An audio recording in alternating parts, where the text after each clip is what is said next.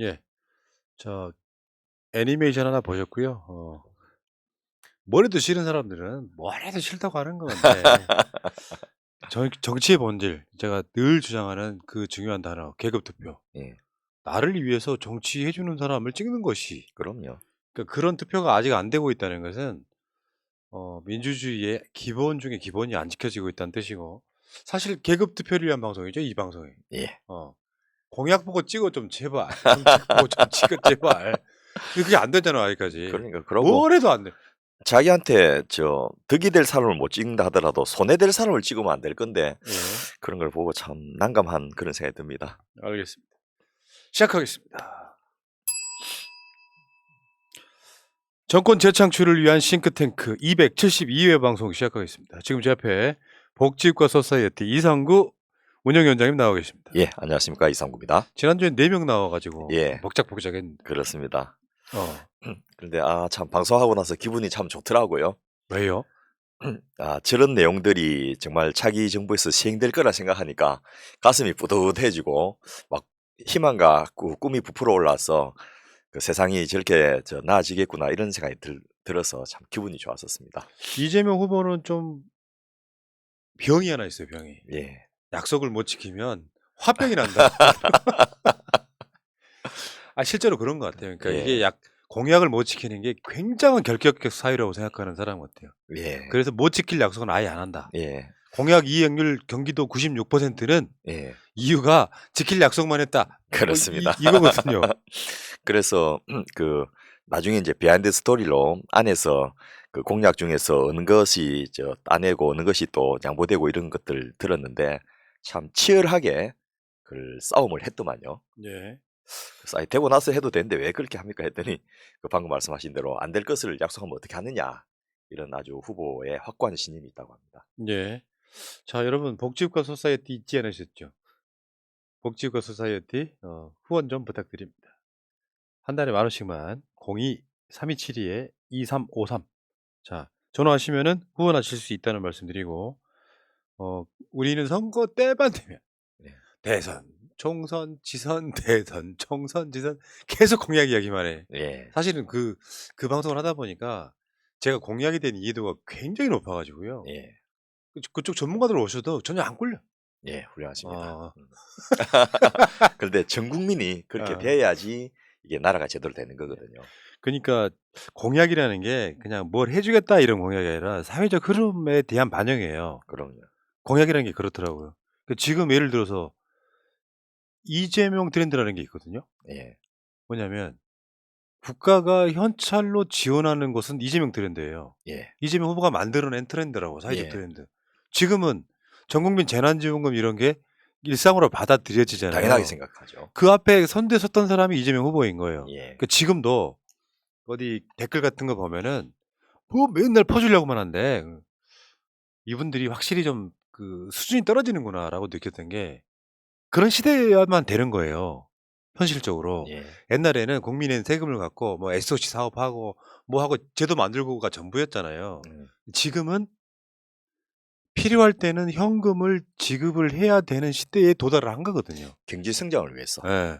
근데 훨씬 더 전에 있던 마인드만 갖고 정책은 그저 국민의 세금을 갖고 뭔가 제도를 바꿔내고 뭔가 공사를 하고라고만 생각을 하는 그리고 그 돈이 그 남의 돈이 아니고 내 돈이거든요. 예. 그 내 돈을 내가 쓰겠다는데 그걸 부끄러워하거나 눈치 볼 필요가 뭐 있겠습니까? 예. 가장 필요한 곳에 가장 효과적으로 쓰여지는 그게 바로 지도자의 역할이 아닌가 싶고요. 예. 그런 점에서 어쨌든 이재명 후보는 새로운 시대에 그 장을 여는 그런 역할을 이미 하셨다고 저는 생각을 합니다. 예. 알겠습니다. 자, 여러분 복지과 소사이어티 관심 좀 가져주시고 우리 끝없이 갑니다. 예. 이재명처럼요. 예. 뜨박뜨박. 자, 출발하겠습니다. 자, 방송 오늘 시점 공식 선거운동이 시작됐고요. 예. 선거운동이 시작되면 달라지는 거. 뭐 대부분 다 아십니다. 왜냐하면 우리 새날 시청자분들은 그렇죠. 수준이 너무 높아. 예. 그렇지만 알려드립시다.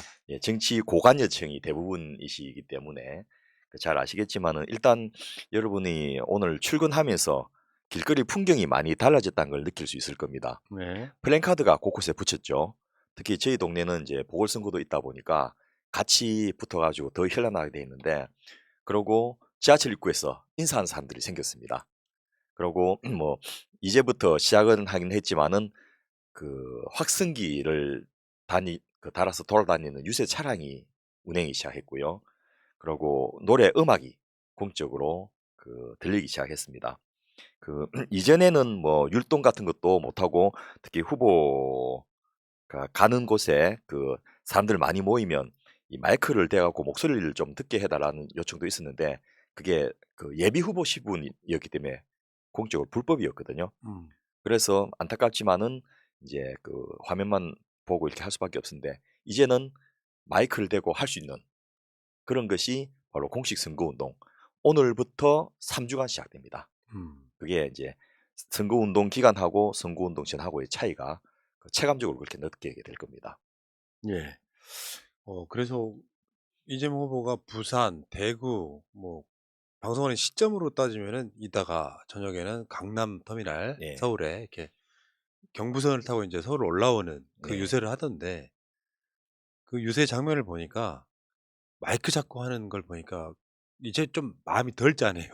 예, 메타버스 할 때 맨날 이 생목으로. 그렇죠. 그리고 사람들도 많이 못 모으고 했는데, 그리고 이 지지자들이 연호를 하는 것은 문제가 없지만은 선거운동원이 연호를 리드하는 것은 불법이었거든요. 예. 그것도 이제는 가능하게 되니까 이 코로나 방역 수칙을 지키면서 좀 선거 분위기가 달아오를 수 있을 것 같고요. 또 선거가 이렇게 좀 시끌벅적해야지 재미가 있거든요.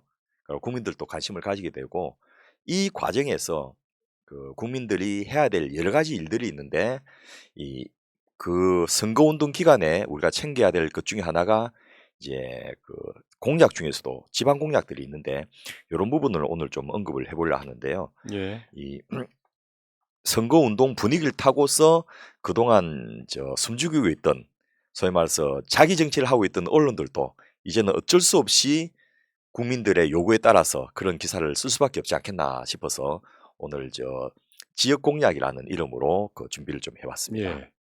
그러니까 사실은요 인제 그 언론 보도에 대해서 굉장히 많은 사람들이 지적을 했거든요. 예, 아니 그 언론 보도가 어떤 식이냐면 일단 논란거리 하나, 그 심하게 또 이재명 후보 쪽에 무슨 약점이 될 만한 것은 과하게 보도를 하고, 예, 저쪽 논란은 아예 보도를 안 하고, 예, 그리고 그다음에 인제 여론조사 저쪽이 이기는 것만 또 주구장창 보도를 하고. 예, 그 실제로요. 우리 같은 방송 뭐 제작비가 얼마나 들겠습니까?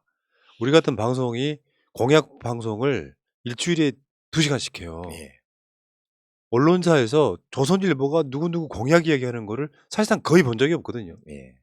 왜냐하면 이게 재미가 없고 클릭 수가 적더라도 언론사가 해야 될 일이에요 그게. 그럼요.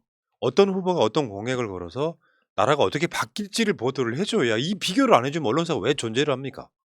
그리고 여기에 정치적인 의도가 상당히 있다고 저는 생각을 하는데요. 물론 집권 정당의 후보가 그것도 국회 의석수가 180석 가까이 된 정당의 후보가 이렇게까지 언론에서 박해를 받는 그런 것은 사실은 자업자득 측면이 강합니다. 해야 될 정책을 법안을 통과 못 시켜가지고 언론개혁 3법 중에서 지금 제대로 통과된 게 뭐가 있습니까? 음. 그래서 결국 이 고생을 하는구나 싶어서 한편 안타깝지만은 한편 자업자득이라는 생각이 들고, 또 이렇게 해서 선거를 힘들게 치르고 나면 그다음에 좀 달라지겠지라는 생각도 좀 드는데요. 일단 언론사들이 왜 이렇게 편파 보도를 하느냐? 뭐 편파 보도가 왜곡 보도나 허위 보도라는 이야기가 아닙니다. 검찰이 가장 큰 힘은 기소를 하지 않는 게 검찰의 가장 큰 힘이거든요. 기소 독점권을 갖고 있으면서 이것을 하는 것이 아니고 기소하지 않음으로써 정관 여부도 성립하고요. 검찰의 힘도 성립하고 언론계와 유착 관계도 성립하고 이런 것들이 근거가 되는데, 언론도 똑같이 보도를 하지 않는 것으로 자기 힘을 발휘를 합니다. 음. 그래서 보도해야 될 당연한 것들을 보도하지 않든지, 보도의 크기나 강도나 심층성을 조절해서 방금 말씀하신 대로 그 16만 원 관련된 의혹이 있는 거하고 수백억 원의 그 범법 사실이 있는 거를 똑같은 비중으로 취급하는 이런 것들뿐만이 아니고 국민의 주요 관심사가 당연히 돼야 될 정책을 보도하지 않는 것을 통해서 이 여론의 방향을 호도하는 이런 것들이 객관적이어야 될 언론이 또 사회의 공기가 돼야 될 언론이 소위 말해서 자기 정치를 하고 있는 거죠. 음. 본인이 선거운동원이 돼가지고 직접 뛰고 있는 것과 똑같은 형태를 지금 보이고 있거든요. 예. 그래서 이 선거운동 기간에 그 우리가 느꼈던 이 안타까움을 절대 잊어버리지 말고 선거 끝나자마자 바로 요거는 조치를 좀 할 수 있도록 하는 그런 일들이 좀 가능해야 되지 않겠나 싶습니다. 예.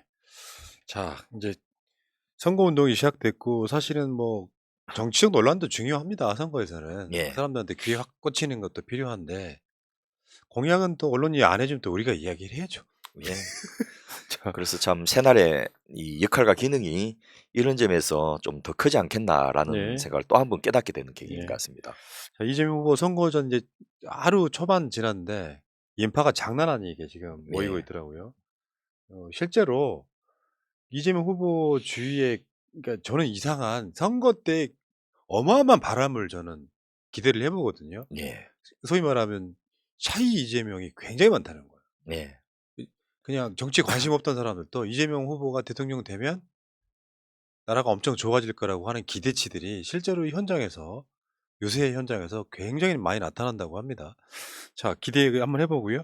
자, 특히 이 윤석열 후보가 또 마침 적절한 말을 해줌으로써 친 문재인 쪽에 있는 분들 중에서 이제 친 이재명이나 이재명 지지를 좀 꺼려하던 분들도 자연스럽게 단합시켜주는 그런 또 도움을 주셔가지고 저절로 이 그 지지율 상승이 아마 앞으로 3주 동안에 급격하게 일어나는 그런 현상을 앞으로 보게 될 것 같습니다. 자, 그러면 이제 그 지방 공약 얘기로 한번 가보겠습니다. 예. 지방 공약에 대해서 좀 이야기 한번 해볼 텐데 지방 공약 왜 중요합니까? 이 한 세 가지 정도를 생각할 수 있는데요. 음, 일단 대통령은 지방 정부를 운영한 분은 아니죠. 그래서 그 다른 공약과 다르게 뭐 소확행 공약이나 또 대표 공약이나 그 이런 것과 다르게 지방 공약은 하겠습니다가 아니고 돕겠습니다. 음, 지원하겠습니다로 되어 있습니다. 그래서 기본적으로 분권형 국가인 대한민국의 지방자치를 존중하면서 공약을 발표하시는데 첫째, 큰 공약은 중앙정부와 지방정부가 협력을 해야 됩니다. 음, 그래서 대통령이 그것을 후보가 그것을 발표해 줌으로써 지방정부가 그것을 할 수 있는 이제 근거가 만들어진다는 게 하나가 있고요. 물론 지방정부가 먼저 요구해서 그게 그 대통령 후보의 공약으로 받아들일 수도 있지만은 또 대통령 후보가 그동안 자기가 전국을 다니면서 또 당이 그 수렴하고 그 취합하고 조율해왔던 공약들을 대통령 후보 공약으로 확인시켜준다는 그런 의미가 있고요. 두 번째로 이번 지방선거는 대통령직 인수위원회가 가동되는 기간 중에 벌어질 겁니다. 음, 그래서 사실은 지방선거에 나선 후보들이 공약을 제대로 따듬거나 또 중앙정부와 그 협의하거나 할 시간이 많지가 않는데요.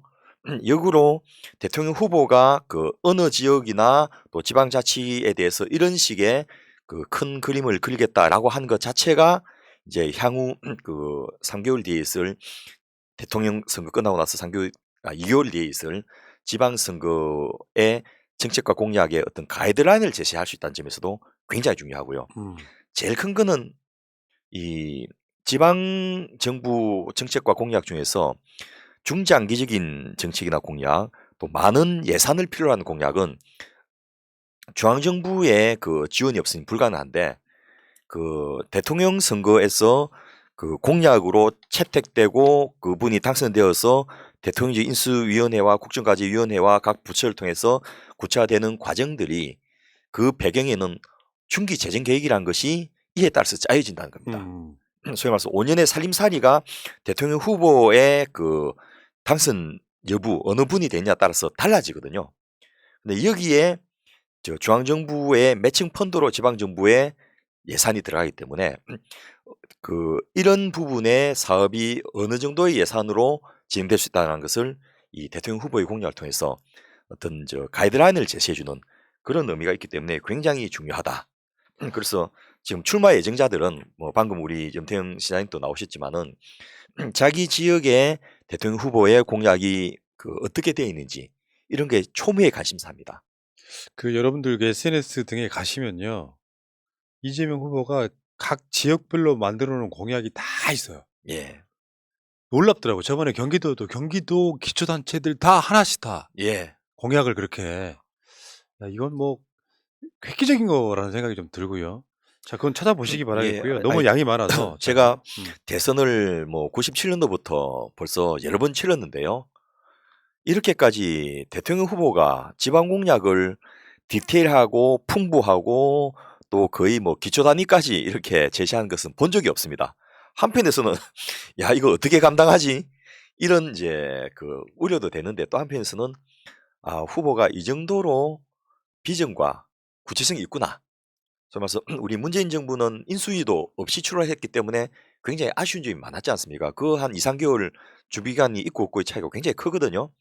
근데 지금 뭐 이재명 후보의 경우에는 그 어떤 후보들보다도 단단하게 준비가 돼 있어서 네. 바로 인수위 과정에서 이걸 구체화시키면서 임기가 시작되자마자 정책을 펼 수 있는 시작이 반이라 했는데 이미 이 공약을 통해서 반 이상의 준비를 마치고 시작하는 그런 모습을 주기 때문에 한편에서는 마음이 든든하다 이런 생각을 네. 제가 느꼈습니다. 그러니까 이재명 후보의 공약은 단순히 해당 지역의 민원을 받아주는 수준이 아니라 예, 전체 국가 발전 방향에서 해당 지역이 어떤 역할을 담당할 것인지를 구체적으로 보여주고 역할 분담을 하는 방식으로 지역별 할당을 하고 있는데 그러한 배치와 의미를 분석하는 기사는 찾아볼 수가 없다. 그렇습니다. 특히 제가 이제 이런 부분에서 뭐 중앙지들도 사실은 어떤 적절한 역할을 국민들이 기대하고 지원하는 또 법에서 언론에 대해서 보장하는 그런 특권들을 제대로 반영하고 있는지가 권리만 누리고 해야 될 의무는 안 하는 그런 대표적인 사례들을 요즘 언론을 통해서 볼 수 있는데요. 지방지도 마찬가지라는 거죠. 지방정부 정책 같으면 사실 중앙지보다 지방정부가 더 관심이 있어야 되고 더 디테일하게 분석하고 또 실제로 지방지들은 지방 공무원들을 상대로 하지 않습니까? 수십 년 동안 그 지역에서 신문을 내면서 얼마나 많이 알겠습니까? 그러면 이 대통령 후보의 공약을 갖고 와서 분석하고 자기 지역에 맞는지 이야기해주고 또 미흡한 것도 지적해주고 또 그것을 풍부화하는 그런 역할을 좀 해야 되는데 그런 보도가 그냥 보도 자료를 단순하게 추려서 실어주는 그런 정도 이상을 제가 거의 보지를 못했습니다. 예. 자, 근데 이제 지방 공약, 지역 공약이라고 하는 게 예, 결국에는 국토 균형 발전이잖아요. 그렇습니다. 목표가 예, 너무 수도권에 집중돼 예, 있으니까. 그래서 지금 인구의 50% 이상이에요. 한 55% 된다면서요. 예, 서울, 인천, 경기가. 그렇습니다. 문제죠. 전 국토를 효율적으로 써야 되는데 그렇지 않아도 그 이야기 때문에 다른 방송에서도 한번 그 공약을 다룬 적이 있습니다만 예, 그래서 지역이 잘 되고 어떤 경우는 지금 수도를 하나 더 만들겠다는 거 아니에요? 그렇습니다. 호남하고 부경 묶어 가지고 또 예, 다른 수도를 만들겠다는 건데 근데 지금 대통령 임기가 5 년이란 말이죠. 예, 이게 일단 뭐 전체가 다 가능하다고 보지는 않고 초석을 까는 의미가 더 크지 않을까 싶은데. 예. 하나는 이제 뭐 5년 동안에 아무리 뛰어난 대통령을 하더라도 할 수 있는 건 한계가 있고 또 이런 거대한 프로젝트 같은 경우에는 뭐 5년이 아니고 20년 정도가 최소한 걸리는 그런 거지만은 지금은 단순하게 어느 대통령 후보가 당선됐냐의 그런 과정이 아니고 전 국민 투표를 통해서 국가적인 선택을 하는 시기거든요. 바로 그것이 대통령 선거라는 과정이고 이 과정을 통해서 어떤 나라의 나아갈 방향에 대한 국민적 합의를 하고 그 합의 결과를 직접 투표로서 확인을 하는 그런 과정이거든요. 예. 왜냐하면 균형 발전을 하는 것은 억강부약을 하지 않습니까? 잘한 데는 잘 나가는 데는 약간 좀 붙잡아서 진정시키고 못하는 곳을 북돋아 주어 가지고 더 잘 되게 하는 이런 균형적인 역할을 이제 중앙정부에서 해 줘야 되는데 잘 나간 데서는 더 잘 나가기를 원하고 잘 나가지 못하고 좀 낙후되고 처진 데서는 더 줘야 되는 것이 이제 당연하게 느껴지는데 그러다 보면 불만이 생길 수밖에 없다는 거죠. 그런데 그런 불만을 대통령 후보들 간의 토론을 통해서 좀 공개적으로 드러내고 또 그것을 투표 과정을 통해서 국민들이 직접적으로 선택하게 하면 그 방향으로 5년, 10년 가는 것이 그 합리적이고 합법적으로 가능해지는 것이 대통령 선거가 가지는 굉장히 큰 역할 중에 하나인데 지금 언론도 그렇고 또 뭐 특정 후보는 토론을 회피하고 기피함으로써 그런 과정을 왜곡해서 그, 그 혜택을 받아야 될 국민들을 소외시키고 있는 그런 측면이 있다는 것이고요. 어쨌든 국민적 공감대와 콘센서스를 형성한다는 이런 측면에서 굉장히 중요하고 또 이미 문재인 대통령께서 이것에 구차되는 방향을 수단을 만들어놨는데요. 제2국무회의라고 들어보셨습니까? 음. 그 중앙부처 장관들하고 그 장관들이 대부분 국무위원들입니다. 그러고 청와대 수석들하고 같이 하는 국무회의가 있고 제2국무회의를 하도록 그 지방자치법에 명기가 되어 있습니다. 그게 뭐냐면 대통령이 직접 주재하는 광역 지자체장들과의 협의입니다. 그러니까 여기 방금 나오셨던 우리 특례시 염태영 같은 경우에도 그런데 참여할 수 있을지 이건 제가 아직은 확인을 못했는데 어쨌든 지금 우리나라에 특례시가 3군데가 있지 않습니까? 네 군데라고 합니다. 네 군데입니까? 네. 예. 그런 쪽까지 포함해가지고 지방자치단체장이 대통령하고 직접 협의할 수 있는 그런 시스템이 있거든요.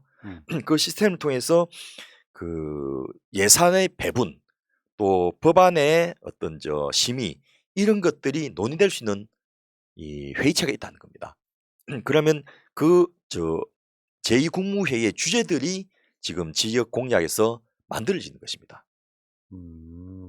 그래서 그 국민적 합의 더하기 향후 5년 동안 해 나갈 정책들의 우선순위와 자원 배분 이런 것이 좀 결정된다는 측면에서 대통령 선거가 지방선거에서 굉장히 중요한 그 역할을 하는데 그런 부분이 지금 전혀 부각이 안 되고 있고 또 굉장히 다양하게 많은 지역 주민에게 직접 도움이 되는 딱 들으면 자기 지역에 사는 사람은 이게 무슨 이야기인지 알고 어떤 의미를 가진지 아는 게 많거든요. 예. 이게 보도가 안 되고 있어요. 참, 그 문제는 문제 진짜 우리나라 언론사들 일대 개혁을 해야 됩니다. 예, 옛날보다 더 못해졌죠. 그럼요. 옛날에는 그 공약 같은 거를 비교 분석하는 기사도 나오고 지금 그런 게 없어요. 예, 지면에서 차지한 비중도 적었을 뿐 아니라 보도의 수준이 대단히 편파적일 뿐 아니라 피상적입니다. 참 그 돈을 어디다가 그렇게 처바르시는지들 참 궁금하십니다, 기자님들. 자, 그리고 이런 지방 공약들이 나오고 그것을 어떻게 우리가 소화해서 활용할 것인가에 대한 논의가 되면 지역 주민들 입장에서는 희망이 생기거든요. 들어보면 이거 우리 이야기네. 저기 길이 더 생기네. 저 동네가 앞으로 개발되네. 또 이런 걸로 해서 우리 애들 일자리가 생기겠네. 이런 희망을 줄 수 있거든요. 저는 그 지역 방송국들 같은 경우에 이런 것들을 하나하나 분석해갖고 시리즈로 다큐멘터리를 만들어서 방송도 하고 또 소위 말해서 침 바른다는 그 기능이 있지 않습니까? 자꾸 떠들면 지역 주민들 다 이것을 알게 되고 그럼 이걸 안 할 수 없게 되는 그런 역할도 있는데 그런 걸 안 해버리는 거예요. 침 발라요? 그럼요. 굉장히 중요한 기준입니다. 뭐 맛있는 거에 내 침 발라요. 이거 내 거? 그럼요. 이거. 찌뽕이라고 이야기하는. 품위를 지키십시오. 근데 지금 그 인구가 대한민국 전체도 감소하잖아요. 예. 근데 지방은 더 감소하잖아요. 이중으로 감소합니다. 그러니까 대한민국 전체가 감소하는데 인구가 수도권으로 더 몰려들고 있기 때문에 지방은 더 감소해. 예. 근데 실정 한번 알려주십시오. 이번 주에 나온 그 인구 대책회의 기재부 장관 부총리가 주재하는 거기서 이제 발표된 자료인데요.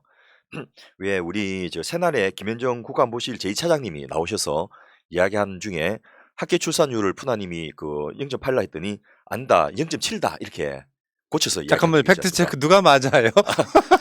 그 현재는 푸나님 맞고요. 2023년이나 4년부터는 김현정 이 차장님이 말을 맞습니다.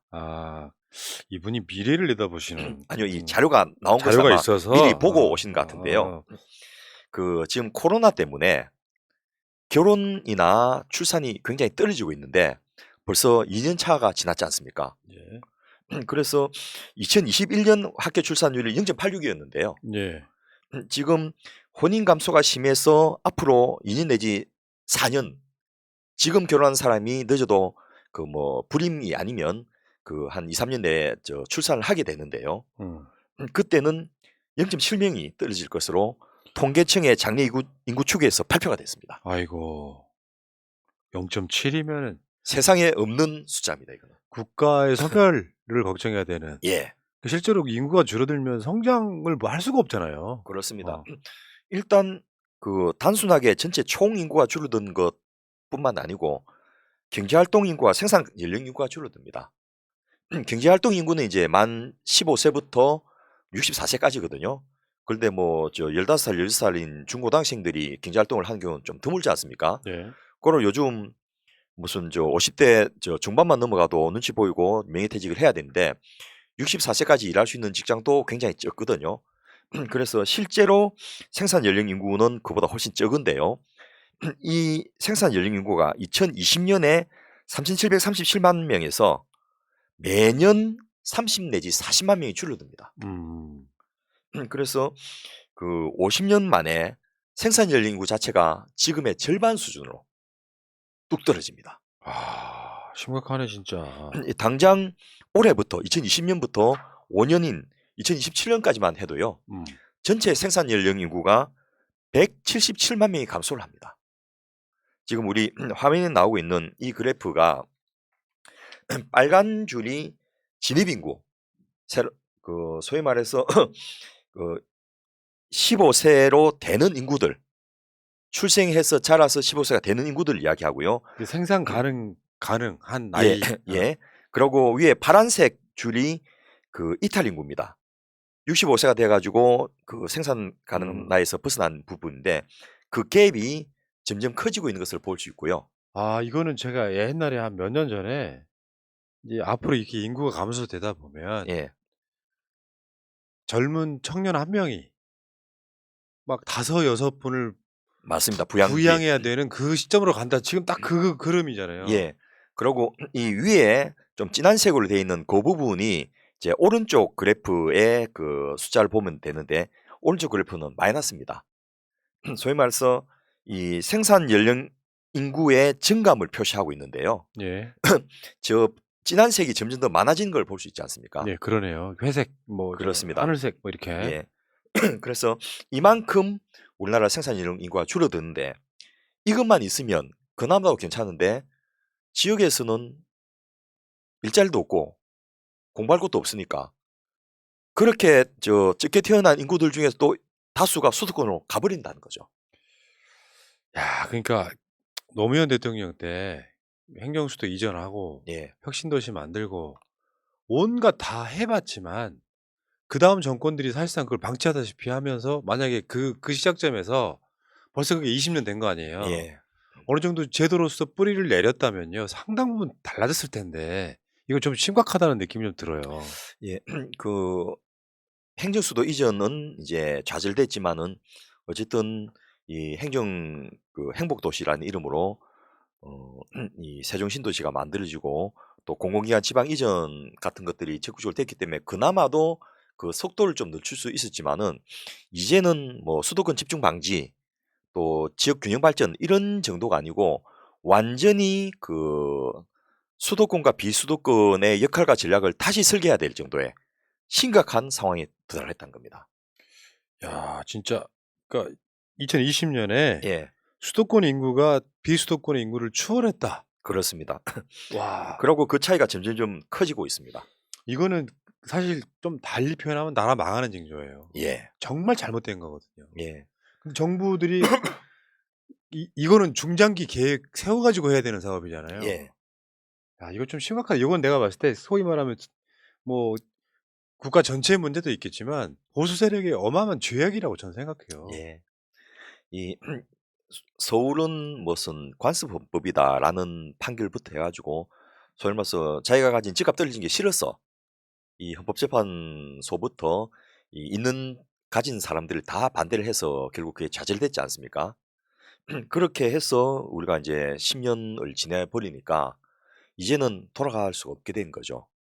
그래서 사실 지역 균형 발전이라든지 이런 부분이 좀 암담한 상황이었는데 이번에 이재명 후보가 그 완전히 국가 균형 발전에 대해서 새로운 비전을 제시를 했습니다. 예. 근데 이게 굉장히 큰 의미를 가지는 건데 사람들이 이것이 가지는 가치가 뭔지 특히 당사자인 지역 주민들이 지방에 계신 분들, 비수도권에 계신 분들이 이 의미를 잘 모르고 계셔가지고 좀 예. 안타까워서 제가 이 내용을 준비해 자, 왔는데요. 그러니까 그 지금 방송을 보시는 분들이요. 얼마나 심각한 거냐면 우리나라 228개 기초 시군구 중에서 예, 108개가 소멸 위험 지역, 그러니까 쉽게 표현하면 농어촌들이 사실상 사라지고 있는 거예요. 그렇습니다. 인구가 뭐 어마어마하게 줄어들어 가지고 유지를 못할 정도. 맞습니다. 이 정도 상황 심각한데다가 지방의 대도시, 말하자면 제 고향 같은 곳, 예, 광주 같은 것도 인구가 더 늘어나야 되는데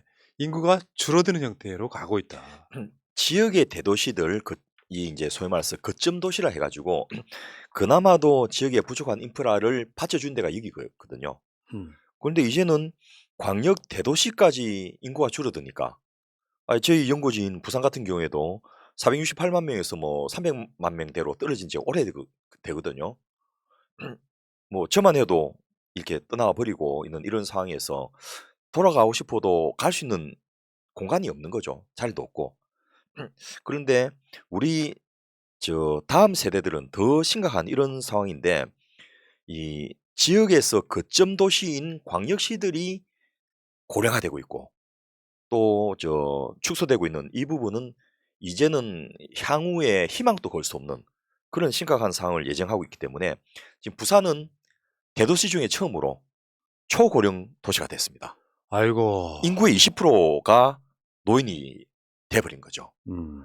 그리고 대구 같은 도시도 이제 그 한 10% 이상 인구가 감소할 것으로 전망되고 있는 이런 상황입니다.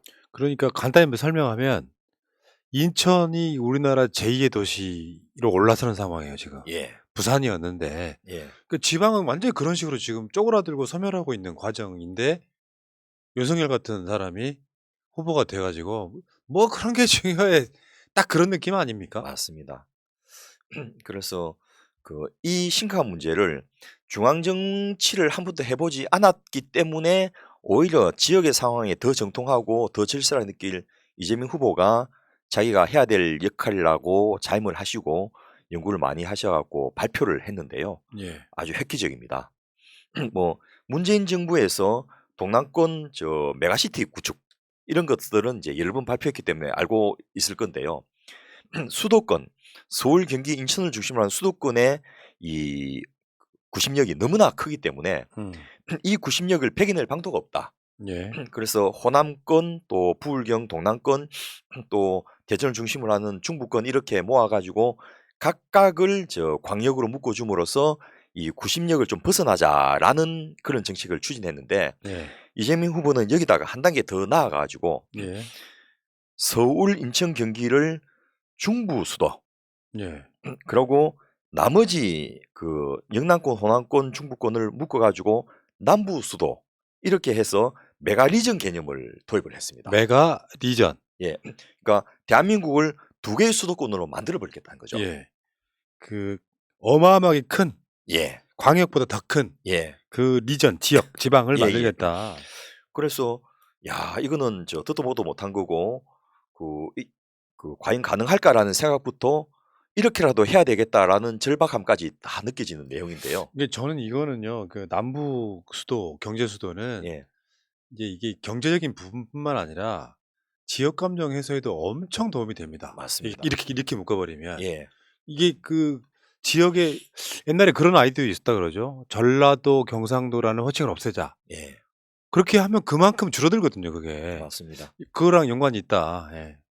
뭐 우리 세대만 해도 사실은 지역 감정 같은 거는 거의 뭐 많이 희석돼 버리는 상황이거든요.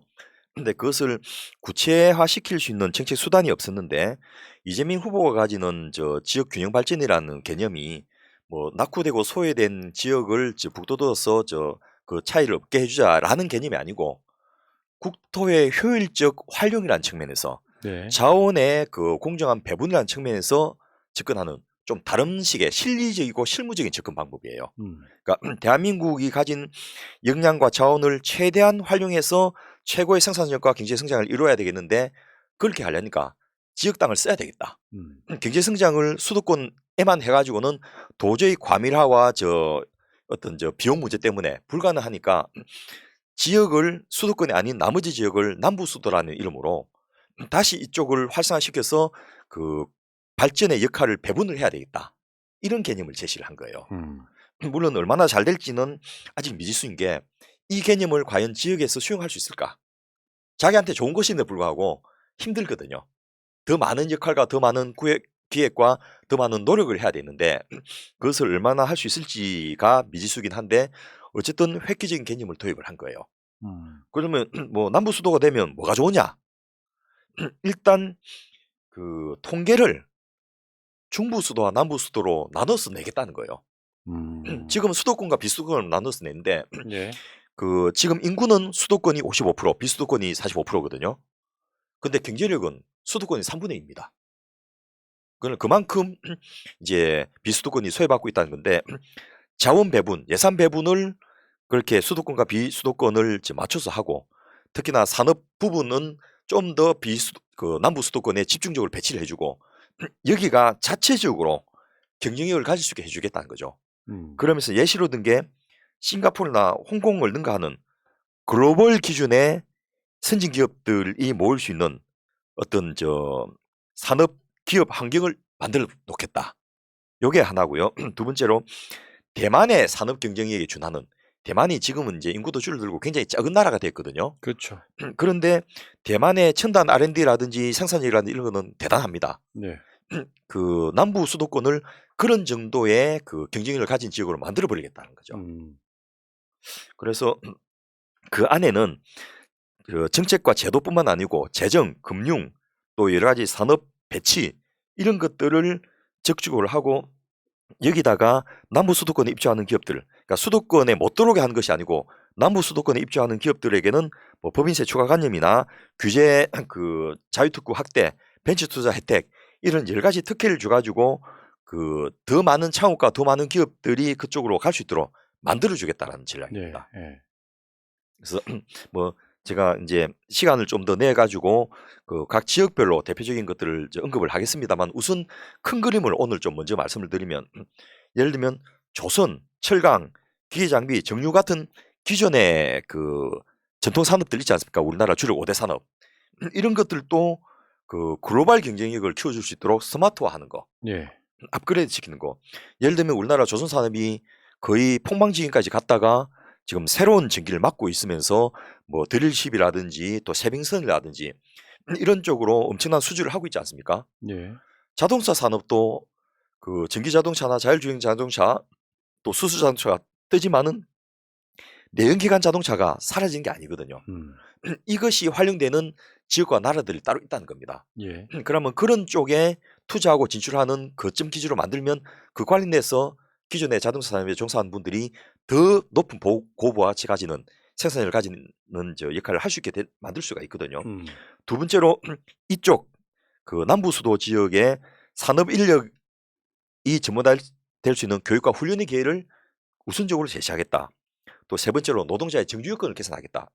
지금 공단 지역에 가면 카페도 없고 뭐 식당도 비면한 데 없고 젊은 애들이 안 가려고 하지 않습니까? 예. 그래서 문재인 정부에서 스마트 산업단지를 만들려고 하는데 그 안에 누구는 뭐 그 공장지대 한가운데 카페 만들어서 어떻게 할 거냐라고 하지만은 거기서 살아야 될 젊은이들 입장에서는 카페도 없고 밥집도 없는 그런 곳에 안 가고 싶어 하거든요. 예. 근데 거리 좀 정비하고 백화도 좀 그려주면서 거기서 저렴한 주거 비용으로 살 수 있게 해주고 일자리도 주고 또 거기서 삶의 질이 떨어지지 않도록 해주면 도시에서 알바하면서 그 힘들게 살아가는 것이 아니고 고급 업무에 종사하면서 더 많은 수입을 안정적으로 누릴 수 있는 것을 만들어주는 게 바로 노동자를 위한 정규요건 개선 사업들입니다. 그런 것들을 하고 금융펀드 예를 들면 무슨 글로벌 시장 개척을 위한 세제 지원 그 기업하기 좋은 경제구역 창조 이런 것들을 통해 가지고 이쪽 지역에 좀 특화된 그런 지원을 해줌으로써 독자적인 글로벌 초강력 경제권이라는 개념 요 네 마디 말 속에 굉장히 많은 뜻이 들어있는데요. 우리가 싱가포르이 인구가 300만 밖에 안 되는 섬이고 도시국 같지 않습니까? 예. 여기에 글로벌 500대 기업의 그 아시아 본사들 다 여기 입주해 있습니다. 음. 그런 정도가 되어야지 대한민국이 세계 G5 국가로서 계속해서 성장할 수 있다는 것이 이재명 후보의 구상인 것 같습니다. 이런 측면이 있잖아요. 우리나라 보수 세력의 가장 큰 문제가 자유시장 경제예요. 예. 그 사람이 태어나서 일자리 구한다고 서울 가는데 뭐가 문제냐? 냅둬라. 기업들이 뭘 하든지 정부가 개입하지 말고 냅둬라. 이게 다 자유시장 경제거든요. 그 자유시장 경제를 외치면서 정부가 최소한 해줘야 될 것들을 안 하다 보니까 이제는 요걸 수도권을 다시 해체해야 되는 시기가 온 거예요. 맞습니다. 사실상. 예. 그러니까 우리나라 보수 세력의 이 자유시장 경제가 사실은 망국론이에요, 망국. 계속해서 이런 방식으로 선동을 해왔단 말이에요. 왜 정부가 개입을 하냐? 실제로는 선진국들이 다 그렇지만 이제 정부가 개입을 해서 그 체제를 해체시켜야 되는 시기가 온 거예요. 예. 차라리 처음부터 지방 지역 발전 같은 것을 꾸준히 주장을 하면서 꾸준히 투자를 했다면 저는 가장 중요한 게 시간과의 싸움이라고 보거든요. 예. 노무현 대통령 이후에 20년 동안 그런 투자를 해오면서 했다면 지금은 이런 이야기 정도는 안 나왔을 거라고 저는 생각합니다. 맞습니다. 예. 그러니까 그 자유시장 경제가 결국 우리나라를 전체를 망치고 있는 겁니다. 지금. 자본이 가지는 자원의 효율적 배분 기능이 그 시장 실패를 보였기 때문에 이제 이대로 방치하면 우리가 손해니까 적극적으로 수중 자본주의죠. 정부가 개입해서 그것이 좀 더 효율적으로 그 배분될 수 있도록 하자는 것이 이재명 후보의 전략이고요. 그 노무현 정부 시기에 우리가 세웠던 지역 균형 발전 전략보다도 훨씬 더 발전했습니다. 그리고 훨씬 더 디테일이 그 많이 보강이 됐고요. 제가 이 지방정부 공약을 전부 콜렉션 해갖고 쭉 리스팅업을 하면서 이게 막 100페이지가 넘어가는 거예요. 그래서 옛날에도 이제 그 대통령 공약집에 중앙정부 공약하고 지방정부 공약이 그 따로 나가거든요. 근데 이 정도까지는 아니었는데 와 진짜 그 양에서 일단 저 놀랐고요. 두 번째 디테일에 있어서 굉장히 정치한 거예요. 예. 그리고 이것이 그냥 그 아까 말씀하셨던 대로 지역의 민원을 받아서 해준 것이 아니고 전체 큰 그림에서의 국가 산업 구상 중에서 경제 그 배치 중에서 어느 지역에 무엇을 특화하자라는 그림을 가지고 어떤 것은 이제 두 군데에 같이 두기도 하고 어떤 것은 한 군데 몰아주기도 하고 이렇게 하면서 굉장히 디테일하게 배치된 걸 보면서 야 이게 민주정부 집권의 그 어떤 저 정책의 산물인가 이런 한편 부당한 느낌도 들고 두 번째 이렇게 저 준비를 했어 하면 그 짧은 시간에 많은 일을 할 수 있겠다. 김현종 그 안보실 2차장님은 집권 1년 내에 다 할 수 있을 것 같다라는 이야기를 하시지 않습니까? 저는 참 그분의 양복 입은 글래디에이터라는 표현도 마음에 들었는데 집권 1년 내에 못하면 5년 동안도 못합니다. 1년 내에 밀어붙이고 나머지 4년 동안 보완해 가는 거거든요. 그리고 가다가 아니 가면 그 다음 정권에서 또 이어서 계속 할 건데 그 1년이 굉장히 중요한데 그 1년을 좌지우지하는 것은 공약에서 얼마만큼 구체화시키느냐에 달려있고 지방선거가 바로 대선에 이어서 있다는 것이 새롭게 또 하나 힘을 주는 계기가 아닌가 싶습니다. 예. 지금 그 지방 각 지역별 공약 예. 그 샘플을 한 2개만 보여드릴게요. 예. 왜냐면은 너무 양이 많아. 그렇습니다. 그러니까 웹잡으로 정리된 것만 이런 식인데 이게 예. 지역별로 다 있어요. 경북 한번 예시로 한번 볼까요? 미래형 친환경 자동차 부품 산업 육성, 구미 포항 연계 2차 전지 소재 산업 벨트 구축, 글로벌 백신 의료 산업 벨트 조성, 경북 동남권 과학기술 중심 신산업 생태계 조성, 동서남북을 잇는 사통팔달 교통망 구축, 대구 경북 통합 신공항 및 울릉공항 성공적 추진, 육군사관학교 안동 이전. 요게 지금 이제 간추려진 경북 공약이고요. 예. 광주 공약도 있습니다.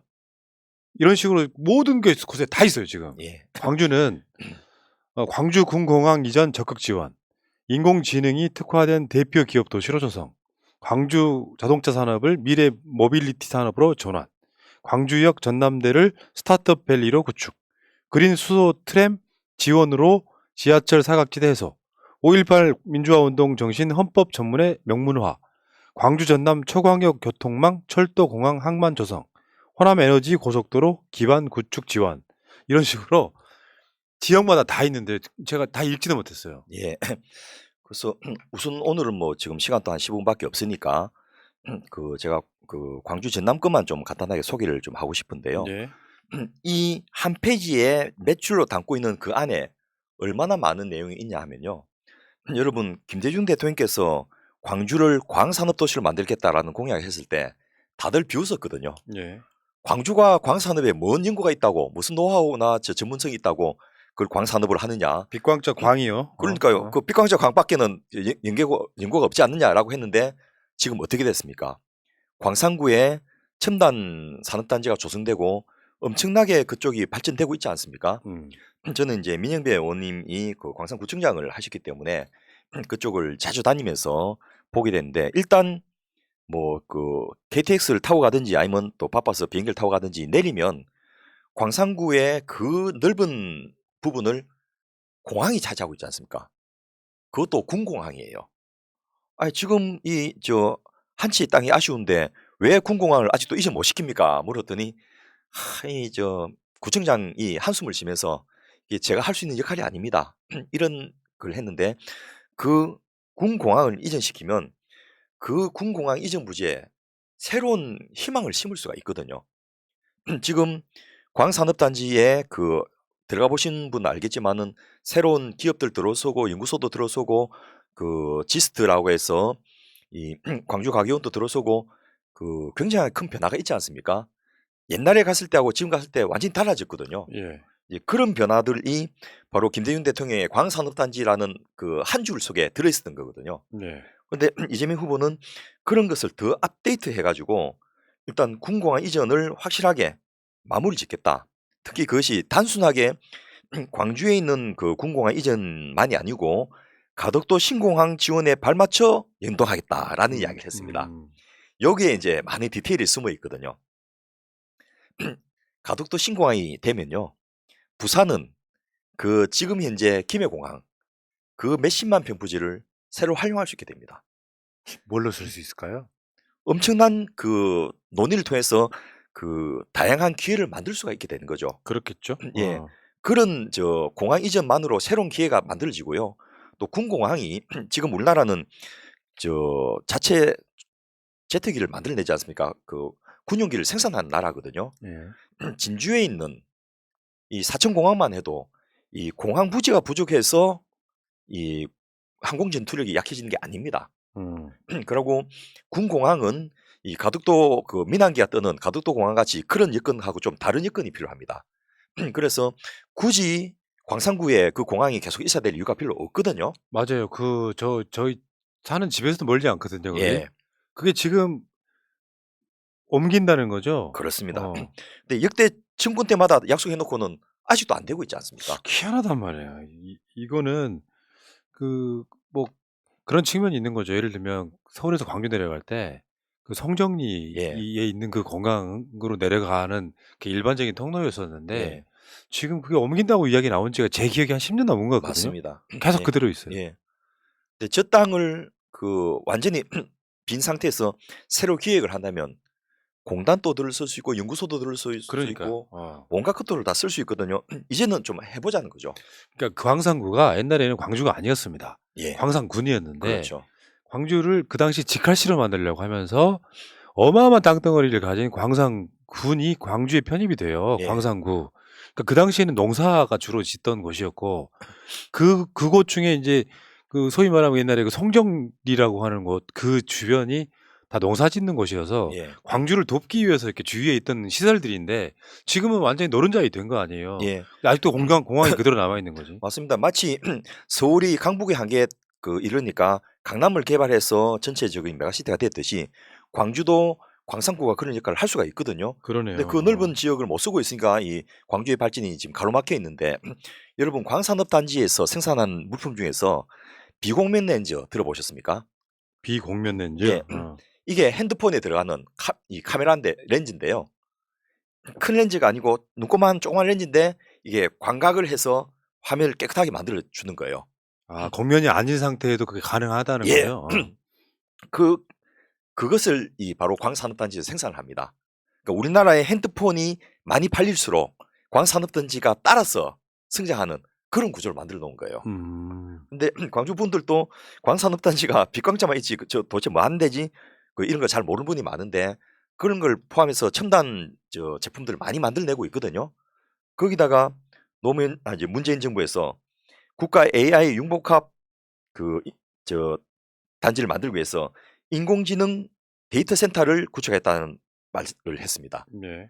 그래서 광산업단지에 새로운 4차 혁명 기술을 더해가지고 바로 여기다가 이 인공지능 연구원 설립, AI 연구개발 인프라 조성, 또 그 AI 맞춤형 종합교육센터 이런 것들을 만들어서 이 AI 관련된 메카를 여기를 두겠다는 거예요. 아, 광주에. 예. 아, 그래서 아니 뭐 광주에 학교라 해봤자 전남대학, 조순대 이런 거밖에 없는데 그 대학에 이 AI 관련된 과가 몇 개나 된다고 이런 걸 해 이렇게 이야기할 수도 있지만은 거꾸로 이걸 국가가 지역에서 융성을 하면 관련된 연구소 인력들이 모이게 되고 일자리가 되면 거꾸로 발전을 합니다. 학과도 생기겠죠. 그럼요. 전남 조선대. 예. 아니 우리나라 서울대 공대가 다 해봤자 한 해 심생이 500명도 안 되거든요. 예. 그런데 인도의 공과대학이 그 한 대학의 공대 신입생이 4,000명씩 되는 데도 있고요. 중국의 칭화대학이 그렇습니다. 공대만 4,000명입니다. 이런 나라들하고 경쟁을 해야 되는데 서울대 한 군데에서 몇백 명 만들어갖고 될 일이 아니거든요. 그리고 공학의 영역이 얼마나 넓습니까? 그러네. 그래서 이 분야를 나눠가지고 그 광주 전남 지역을 적어도 이 AI나 4차 산업혁명 그 관련돼서 그 전문 센터로 육성하면 그 관련된 전문 인력들 일자리가 생기면 그쪽이 육성 발전하게 될 거라는 겁니다. 그렇죠. 그리고 제가 저번에 그 고향 내려갔을 때 지나갔던 곳인데 우리 방송으로 막 이야기했던 곳이 바로 저기다. 광주형 일자리. 예. 거기다 그 자동차 이제 공장들 들어가는 곳. 예. 기분 묘하더라고요. 그 광주형 일자리가 지금 뭐 그 이야기랑 겸해서 한번 이야기 한번 예. 해주시죠. 근데 이제 그 현대자동차하고 협약해갖고 생산하는데 그것만 해갖고는 의미가 별로 없다는 거죠. 그래서 이것을 기회로 광주 자동차 산업이 그 미래 모빌리티 산업으로 거듭나게 하겠다라는 정책도 발표가 됐습니다. 아, 이거 중요하네. 예. 지금 쓰고 있는 자동차가 아니라 예. 뭐 자율주행이라든지 하는. 그렇습니다. 친환경 자율주행 자동차, 또 도심 환경 모빌리티 같은 첨단 미래 모빌리티를 생산할 뿐 아니라 그것을 실증한 센터, 직접 뛰어보겠다는 거예요. 예. 그런 곳을 이 광주에 두겠다라는 것이고, 그런 모든 것이 가능하도록 미래 모빌리티 융복합 클러스터를 여기 조성하겠다는 것이고요. 또 AI 융복합 클러스터와 연계해갖고 모빌리티 테스트 베드를 만들어가지고 연구 개발을 하고 여기에 앞서 말씀드렸던 첨단 단지의 광산업, 또 부품 산업, 에너지 산업 이런 것들을 엮어가지고 미래 모빌리티 인재를 양성하는 요것도 가능하게 하겠다는 것이고 또 제가 이제 광주역부터 전남대까지가 그 공간이 과연 그렇게 됐냐 싶어서 이제 물어봤는데 여기를 스타트업 밸리로 만들겠다는 겁니다. 그래서 물어봤더니 광주는 땅이 너무 많이 남아 돌아서 그 땅 걱정은 안 하셔도 돼요. 이런 이야기를 제가 들었거든요. 그럴 거예요. 예, 예. 제가 알죠. 그러니까. 우리가 아는 수도권의 그런 땅값하고 비교가 안 되기 때문에 좋은 아이템만 있으면 얼마든지 기업들 유치하고 연구소도 만들고 할 수 있다는 거죠. 예전처럼 뭐 굴뚝에서 공장 연기나는 공장은 아니고 그렇습니다. 그런 시대로 바뀌는 거고요. 건물만 공간만 있으면 여기다가 네. 사무실을 넣을 수 있는데 여기를 글로벌 스타트업 클러스터로 육성하겠다. 소위 말해서 이 창업하고 싶은 사람은 여기 가면 돈도 주고 그 사무실도 주고 다 하겠다는 거예요. 그 윤석열 같은 사람들은 딱 수준이 어느 정도 수준이냐면은 어디다 원전 유치하기 같은 그런 정도밖에 없는 사람들인 것 같고요. 예, 요게 저는 상상력이라고 보는 거거든요. 맞습니다. 광주역 일자리 자동차 공장이 생겼는데 그걸로 끝내면 안 되죠. 예, 그걸로 끝내면 옛날 산업인 거고 그걸 발전시켜서 지금 미래 모빌리티 융합 클러스터 이렇게 만들어가는 과정이 정치 상상력이라는 거죠. 그리고 제일 중요한 건 역시 돈이거든요. 네. 그런데 지금까지는 이제 지역 특화 펀드 같은 게 없었는데 광주형 엔젤 투자 펀드 그리고 광주형 스타트업 타운 조성 이런 걸 통해서 돈이 모이고 사람이 모일 수 있는 근거를 만들어 주겠다는 겁니다. 그래서 네. 정부가 정책적으로 의도적으로 이 지역을 육성해 주면 거기에 일자리가 생기고 사람들 몰리고 그럼 그분들에 의해서 소비도 촉진되고 이렇게 하면서 지역이 다시 살아나는 계기를 만들겠다라는 뜻으로 저는 이해를 했습니다. 그러니까 사실상 현실적으로 모든 지역이 다 똑같이 잘 살기는 힘들겠지만 예, 최대한 각 지역들이 균형 있게 발전하도록 노력하겠다는 저는 이재명이라고 하는 대통령 후보의 진정성이 보여요 이게. 예. 그러니까 막 지르는 스타일이 아니기 때문에 내가 지킬 공약만 하겠다라고 최대한 5년 동안 최선을 다할 거라고 생각이 들고 예. 그럼 또 우리 같은 사람들이 또 다른 정권을 재창출해 가지고 그걸 이어가야 되는 거예요. 저는 맞습니다. 그렇게 그리고 제가 광주에 가 보니까 이 광주는 전체적으로 지역이 평야다 보니까 인접 도시하고 경계가 많이 없더라고요. 원래 그렇습니다. 예. 그러니까 광주에서 화순 가는 거나 뭐 이런 것들이 별로 어려운 일이 아닌 거예요. 그래서 야, 참 신기하다. 이 경상도는 뭐 산이나 강이 많아 가지고 이 도시마다 이렇게 좀 그 격리가 많이 돼 있거든요. 그래서 이런 지역적 특징이 있구나 생각했는데 이번에 광주와 묶어서 전남 지역까지를 상생하는 3대 공동 공약을 발표를 했는데요. 예. 이 공동 공약이 뭐냐면 그 3포트 전략입니다. 3포트? 예. 예. 포트를 3개 만들겠다는 건데 첫째가 철도 같은 육상 운송 포트입니다. 광주 나주 간에 광역 철도망을 구축하고 광주 하순 구간에도 도시 철도를 연장하고 송정역의 복합항공센터 기능을 확대하고 이렇게 해서 전남권의 교통 체계를 강화해서 이 지역의 소통을 활발하게 해주겠다는 거죠. 지금 동남권 메가시티 같은 경우에도 울산에서부터 그 전철을 타면 바로 창원까지 갈 수 있게 만들겠다는 거거든요. 예. 그러면 왔다 갔다가 굉장히 편해지는 거죠. 그것이 엄청나게 시너지를 만들어냈는데 바로 광주를 그 육상교통의 포트로 만들어가지고 고속철도라든지 광역교통망으로 묶어버리겠다는 것이고요. 그러니까 광주까지 KTX를 타고 내려가면 예, 거기서 또 다른 바로 연계대 연계망을 빨리빨리 해서 그 지역이 발전할 수 있도록 해주겠다는 거고 두 번째가 항공포트입니다. 무안공항을 중심으로 해서 이제 광주공항을 이전할 거니까 새로운 공항 경제권을 만들어서 무안국제공항을 활성화시키는 뿐만 아니고 해외와 관광객과 이 물류교통, 관광교통을 활성화시키겠다는 거죠. 특히 지금 본래 우리나라의 그 충남부터 해서 그 광주까지 호남까지 전부 환황해 경제권의 일원이었습니다. 황해, 서해. 예. 그런데 지금 중국 쪽에 황해에는 전체 국부의 80%가 몰려 있습니다. 어마어마한 그 지역 소득만 해도 우리나라보다 더 높은 지역이 더 많거든요. 중국에는 천진부터 뭐 쭉 내려와서 광주까지 상해까지 이어지지 않습니까? 근데 이 황해권에 유독 한국이 지금 인천하고 평택 정도밖에는 안 돼 있는 거예요. 아, 서로 마주보고 있는데. 그렇습니다. 거리가 생각보다 굉장히 가깝고요. 옛날에 장보고가 중간에 그 청이지 만들어갖고 이 삥 뜯은 것만 해도 엄청나게 불을 일어갖고 경선항을 갈아치우고 했지 않습니까? 제가 군대 쪽 같으면 헤엄쳐서 갑니다. 그거를. 그러니까요. 청도 같은 경우는 굉장히 가깝잖아요. 예. 실제로 비행기로도 뭐 30분밖에 안 걸리는 이런 네. 곳인데 배로 이 안에 물류를 활성화시키는 전략을 지금 이제 준비 중에 있는데 이게 이제 남북 관계도 연동돼 있고 해서 또 우리만 마음대로 할 수 있는 게 아니고 미국 동의도 얻어야 되고 일본의 견지도 뚫어야 되고 해서 쉽지는 않습니다만은 필요성이 있는 거예요. 예. 그리고 중국이 이 환항의 경제권을 활성화시키고 싶어 해요. 제가 중국의 고위층하고 만나니까 한국이 그렇게 너무 미국 중심으로 가지 말고 우리한테 좀 균형 있게만 대해줘. 우리는 중국의 50개 성 중에서 한국이 10위권 안에만 드는 역할만 해도 그 교육을 통해서 한국 국민 전체 잘 먹고 잘 살게 하는 거 일도 아니야. 이런 이야기를 하길래 한편에서는 좀 금방지다는 생각이 들기도 하지만 또 한편에서는 실제로 사실이 그렇거든요. 그러니까 미국과 동맹하는 거 이해하는데 예. 좀 현실적으로 봐라 이런 그럼요. 얘기죠.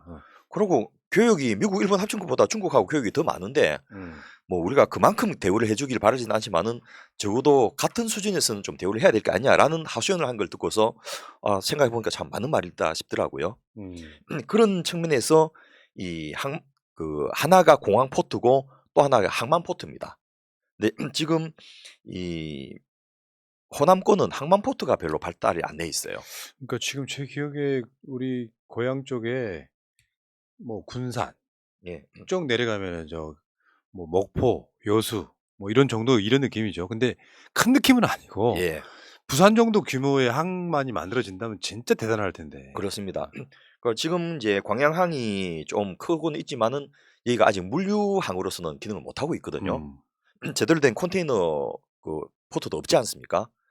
그래서 어 중국의 상해라든지 그 광주라든지 이런 쪽하고 연결할 수 있는 그런 포트를 이쪽에 그 건설하는 것도 물론 이제 뭐 해안가가 수심이 낮고 이런 건 있지만은 그야 우리 간척 기술이 세계적으로 뛰어난데 얼마든지 극복할 수 있거든요. 이게 일단 메모를 하고요. 예. 좀 땅을 크게 만든 다음에 맞습니다. 그 바깥쪽 파내기 시작하면 되네. 예. 뭐 그런 거죠. 뭐. 그런 거는 우리가 너무 잘해왔기 때문에 기술적으로 전혀 문제도 안 됩니다. 이렇게 해서 호남권에 새로운 어떤 계기를 주는 그런 구상을 이번에 발표를 했거든요. 그리고 오늘 또 제가 이 준비하고 있는 사이에 또 그 나주라든지 이런 데를 묶어서 또 발표를 하고 뭐 이런 식으로 해서 이 엄청나게 매일매일 쏟아지는데 보는 것만으로도 재미가 있고 희망이 막 그 무르무르 돋습니다. 그러니까 듣는 것만으로 나라가 막 확 바뀐 느낌이에요 지금. 그러니까요. 엄청나게 바뀌었네. 예. 그리고 그런 구상을 실현하려면 우리 젊은이들한테 얼마나 많은 일자리가 주어지겠습니까? 그리고 이런 정도로 우리가 하겠다 하면 해외 자본도 끌어들 수 있고요. 또 대한민국이 그러네요. 돈이 없는 예. 나라가 아니지 않습니까? 이재명 후보의 대통령 당선을 계기로 해서 상당 부분 뭐랄까 나라가 좀 역동적이 될 것 같다 이런 생각을 해봐요. 예. 막 지역마다 뭔가를 막 하고 있는 거예요 지금. 예. 어. 그래서 그런 것들을 중앙정부가 지원해갖고 지역별로 할당을 하고 그걸 잘하게 도와주고 또 그걸 통해서 평가를 하겠다 이렇게 하면 지역이 활성화되면서 대한민국 전체가 좀 살아있는 그런 느낌을 주면서 이 쓸데없는 뭐 말도 안 되는 그런 거로 정쟁하지 말고 젊은이들이 좀 패기 있게 자기 몫을 내는 그런 나라로 되지 않겠나 싶습니다. 예. 야, 또 우리가 또 이재명 후보의 그 공약 갖고 이제 또 1시간 동안 떠들었는데 공약이라는 건 그런 것 같아요. 지켜질 가능성만 있다면 정말 국민들한테 주는 희망이라는 게 있잖아요. 예. 근데 지금까지 공약이라는 게 다 그렇진 않지만 특히 저쪽 사람들 공약 내놓고 선거 때 무슨 말을 못해 하면서 그냥 잘 사는 사람만 그냥 잘 사는 수도권만 잘 사는 그런 식의 기존의 형태를 유지해 왔던 게 사실이거든요. 예. 달라진 게 하나도 없네. 예. 그래서 많은 국민들이 민주당한테 더 기대를 했던 거고 그 기대가 어떤 실질적으로 안 돌아왔을 때는 민주당을 심판했던 거고 예. 저는 그렇게 보고 맞습니다. 이재명 후보가 지금 낸 공약 중에 아주 일부잖아요. 오늘 방송 내용은 예, 예. 뭐 한 100분의 1이나 될까? 맞습니다. 그럼에도 불구하고 이야기를 들으면 뭐 제가 뭐 고향에 살고 있지는 않습니다만 정말 좋아지겠네 이런 생각이 들고요. 이재명 후보가 대통령이 돼도 5년 동안 만들 수 있는 건 아니겠지만 저번에 우리가 주장하는 바 있잖아요. 예. 정권 재창출을 한 40년 정도 하면 예. 좋은 나라 만들 수 있다고. 그리고 가다가 아니가 하면 간만큼 이익입니다. 그러니까요. 예. 예. 알겠습니다. 정권 재창출을 위한 싱크탱크 272회 방송 마치고요. 여러분들 나가시기 전에 구독 가만 있어봐. 지금 구독자가 몇 명인지를 한번 알려드리고요. 왜냐면은 지금 저만 알고 있는 숫자가 있어요. 55만. 이 방송 사이에 55만이 돌파했네요. 예. 고맙습니다. 대단하십니다. 자 이제 56만 향해서 가야겠죠. 예. 자 그리고 여러분들 좋아요 좀 눌러주시고 새날 방송 이따가 8시 반에 황희두, 최민희 두 분과 함께 오겠습니다. 자 운영위원장님 고생하셨습니다. 고맙습니다. 예, 감사합니다.